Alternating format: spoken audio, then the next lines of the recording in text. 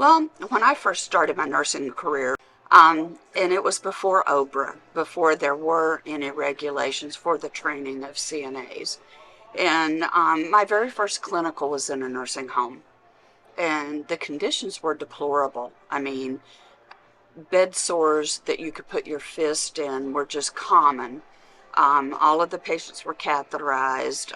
Nobody was given a real bath if they were bedbound, and it was just so sad, and no wonder no one ever wanted to be in a nursing home.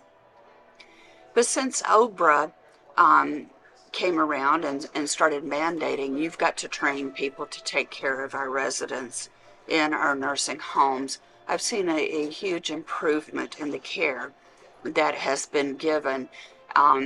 I worked in Florida and taught nursing assisting, and the nursing home that our students did their training at was an older facility.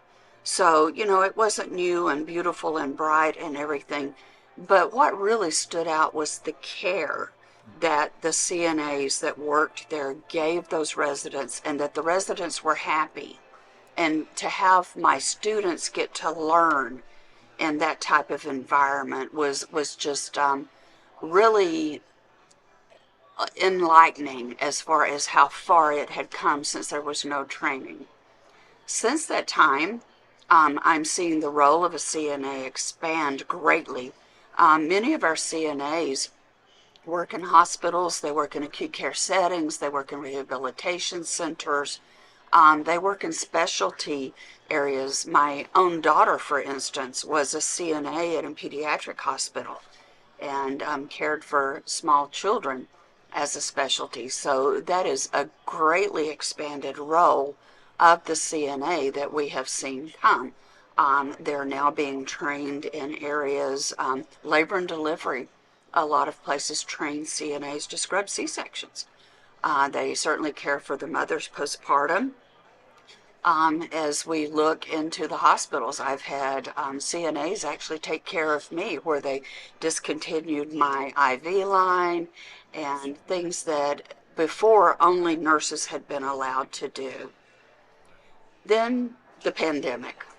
That kind of turned the whole world of healthcare upside down.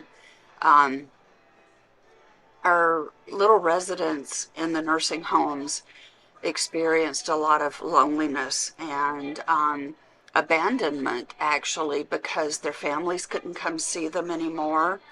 A lot of times the nurses were even afraid to spend time with them, afraid either they would give someone COVID or catch COVID themselves. And so the role of the CNA as a companion and as that humanistic factor in caring for these residents during that time where they felt so vulnerable and so lonely, it really stepped up their role coming in to the practice.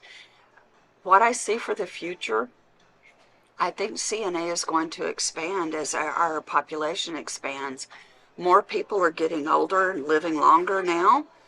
Medicine has advanced to the place where, things that would have killed us early in our lives, 50 years ago, now we're living with and living healthy with well into, later age. And so the population's older. And when we do need the care of health care, if we do have to go to a nursing home or assisted living or a rehabilitation center, we're older and sicker than we've ever been.